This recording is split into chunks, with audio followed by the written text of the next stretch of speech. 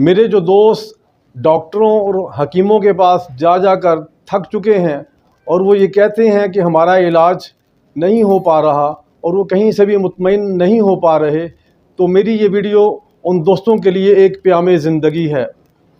आज मैं अपने उन दोस्तों के लिए एक बड़ा ही नादर तिला लेकर आया हूँ।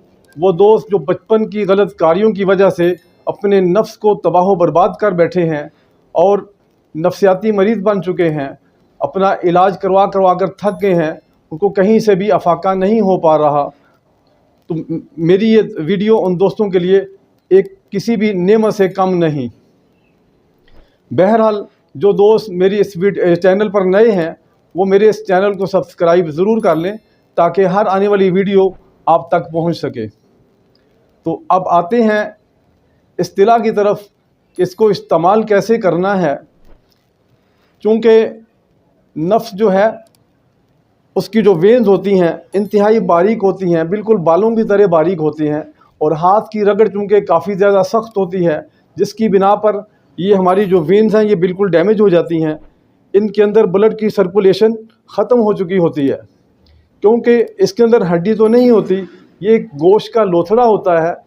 और जब तक इसके अंदर खून का प्रेशर नहीं आएगा, अच्छी तरह से खून की सर्कुलेशन नहीं होगी, तो इस नफ्स की लंबाई और इसकी मोटाई में किसी किस्म का कतन कोई इजाफा जो है वो मुमकिन नहीं है। जब इसकी वेन्स बहाल हो जाएंगी, इसके अंदर जो अपना वो ब्लड के क्लॉट्स बन चुके होते हैं वो तहलील हो जाएंगे, तो ऑटोमेटिकली आपके नफ्स की लंबाई, आपके नफ्स की मोटाई खुद ब खुद अपनी लेवल पर आ जाएगी। क्योंकि ये जो तिला है, ये मालिश है, हमने बनाई ही इसी पर्पज़ के लिए बनाई है।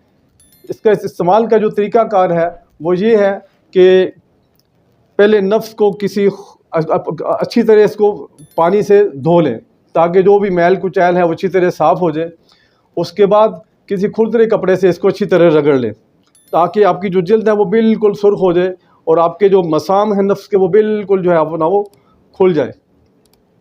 उसके बाद आपने क्या करना है, नफ्स का जो अगला हिस्सा है उसको छोड़ देना है, नीचे वाली जो ट्यूब है उसको भी छोड़ देना है, और ये जो साइडें हैं, ये पिछली जो जड़ है और ये ऊपर वाली जो इसका जो जिस्म है, यहाँ पे 3 से 4 कतरे लगाकर उसको अच्छी तरह जज़ब करें। आपका ज़हन बिल्कुल साफ़ होना चाहिए, ज़हन के अंदर किसी किस्म की कोई ग़िलाज़त, कोई गंदगी नहीं होनी चाहिए, ताकि आपके नफ्स के अंदर इंतशार ना हो। क्योंकि मालिश के दौरान इंतशार का होना ये किसी भी अपना नुकसान से खाली नहीं है।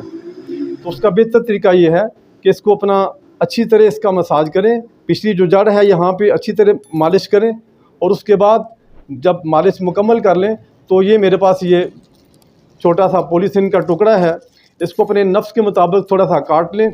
काटने के बाद इसके ऊपर रख कर हल्का सा जो है अपना वो कोई भी सूती धागा लेके उसको लपेट लें, और सुबह उठकर आम, यानी कि आजकल वैसे भी मौसम गर्म है, अगर सर्द हो तो पानी को गर्म कर लिया जाए मौसम के मुताबिक, क्योंकि आजकल वैसे ही गर्मियां हैं तो पानी वैसे ही अपना वो नॉर्मल होता है, गर्म होता है, तो उससे नफ्स को धो लें।